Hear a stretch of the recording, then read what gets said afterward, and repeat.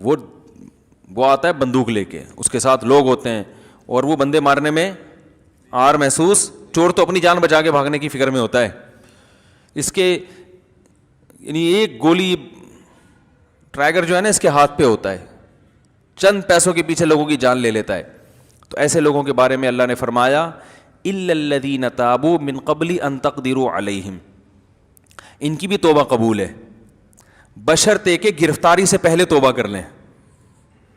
اگر یہ ڈاکو گرفتاری سے پہلے توبہ کر لے, اور علماء کہتے ہیں توبہ صرف زبان سے نہ کرے بلکہ اس کے عمل سے بھی لگے کہ یہ توبہ کر چکا ہے, عملی طور پر اس کے آثار ظاہر ہوں کہ بھائی اب اس کا اٹھنا بیٹھنا ڈاکوؤں میں نہیں ہے, نماز روزے کا ماشاءاللہ پہ معاشرے کے ایک شریف انسان اب لگ رہا ہے, پرانی زندگی چھوڑ دی ہے, تو بھی اللہ فرماتے ہیں کہ اس پر اب ڈاکو کی سزا نافذ نہیں ہوگی. اور ڈاکو کی سزا کیا ہے؟ ہاتھ پاؤں کاٹے جائیں, دائیں ہاتھ اور بایاں پاؤں, اور سولی پہ لٹکا دیا جائے, اور ایسی جگہ لٹکایا جائے جو پبلک پلیس ہو.